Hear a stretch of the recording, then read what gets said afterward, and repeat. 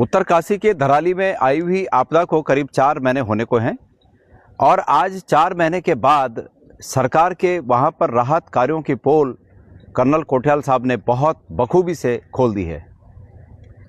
Colonel साहब को इस क्षेत्र का अच्छा अनुभव है। केदारनाथ आपदा के बाद जो राहत के कार्य हुए और जो वहाँ पुनर्निर्माण के कार्य हुए उन कामों का उन्हें बहुत ज्ञान है। उसके पहले भी फौज में रहते हुए ऐसे क्षेत्रों में उनका अनुभव बहुत गहन रहा है।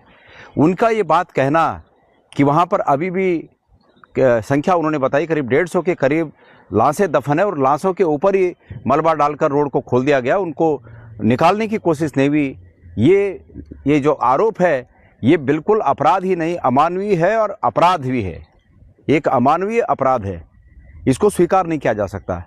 जब ये आपदा आई थी तब कांग्रेस का एक प्रतिनिधिमंडल हमारे माननीय तत्कालीन अध्यक्ष करण महाराज जी के नेतृत्व में वहाँ तक पहुँचा और पार्टी ने उस समय उनके नेतृत्व में वहाँ से जो बातें उठाई, सरकार ने उनको बिल्कुल नज़रअंदाज कर दिया। बात पक्ष और विपक्ष की नहीं है, लेकिन ये तय है कि भाई सरकारें इसीलिए चुनी जाती हैं कि जब ऐसे मौके आएँ तो सरकार उस अपेक्षा पर काम करे जिसके लिए सरकार चुनी जाती हैं। मैं याद दिलाना चाहता हूँ 2013 की आपदा में तत्कालीन मुख्यमंत्री जी को ये पूरा राज्य हमारा जानता है कि सिर्फ और सिर्फ कांग्रेस हाईकमान ने इसलिए उन्हें हटाया कि कांग्रेस हाईकमान को ये लगा कि आपदा के दौरान जो उनके फ़र्ज थे उन फ़र्ज़ों को उन्होंने बड़ी ईमानदारी से उन फ़र्ज़ों को नहीं निभाया और इसलिए उन्हें हटना पड़ा। आज स्थिति फिर वैसी है और ख़ास करके कर्नल कोठियाल साहब के बोलने के बाद ये बात प्रमाणित हो चुकी है कि सरकार ने इस आपदा के बाद राहत के कार्यों को इस तरह किया कि तमाम सबूत समाप्त कर दिए जाएं। उन लोगों पर जो उनके परिजन होंगे, जो उस करीब 150 लोग जो नीचे दफन हैं, उनके परिजनों पर क्या गुजर रही होगी ये तो वही लोग जानते हैं। लेकिन आज ऐसे मौके पर हमारा भी ये कर्तव्य बनता है कि हम लोग सरकार को इस बारे में चेताएं। आज मैं उत्तराखंड प्रदेश से, हमारे प्रदेश से बाहर हूं, लेकिन परसों 4 तारीख को हम एक प्रतिनिधिमंडल के साथ हम धराली जाएंगे। मैं स्वयं उस प्रतिनिधिमंडल में शामिल होऊंगा और वहां के लोगों से बातचीत करने के बाद और सच्चाइयों की परत उघाड़ने के बाद हम सरकार के पास जो भी वहाँ की रिपोर्ट है, एक रिपोर्ट सबमिट करेंगे और उम्मीद करेंगे कि सरकार अपनी मर्जी से नहीं बल्कि लोगों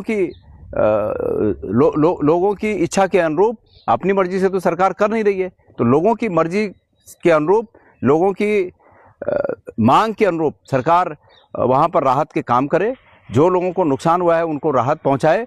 पुनर्निर्माण के कार्य कैसे होने चाहिए थे उन पर ध्यान दे। ये बहुत गंभीर है कि जैसे कि कर्नल कोठियाल कह रहे हैं कि वाडिया इंस्टीट्यूट और भी यूकॉस या अन्य कोई एजेंसी हैं, उनके इस मत के बाद सरकार ने अपना हाथ पीछे कर दिया, पल्ला झाड़ दिया, अपने फ़र्ज से पल्ला झाड़ दिया। मैं ये मानता हूँ कि पूरा हिमालयन क्षेत्र बहुत अस्थिर है, लेकिन ये रिपोर्टें यूकॉस हो चाहे दूसरे वाडिया इंस्टीट्यूट हो, सरकार को किसी के आंसू पोंछने से नहीं रोकते हैं, लेकिन ये सरकार है कि इनके आड़ में लोगों के आंसू पोंछने से भी बच रही है। तो हमारा एक प्रतिनिधिमंडल 4 तारीख को वहाँ जाएगा और हम इस पर गहन विमर्श के बाद, लोगों से गहन विमर्श के बाद सरकार को रिपोर्ट देंगे। महामहिम श्री राज्यपाल को उसकी रिपोर्ट की कॉपी देंगे और उम्मीद करेंगे कि ये लोग सब सरकार पर दबाव बनाए, महामहिम राज्यपाल दबाव बनाए, केंद्र दबाव बनाए और वहाँ पर लोगों की अपेक्षा के अनुरूप पुनर्निर्माण के कार्य हों, उन्हें राहत दी जाए।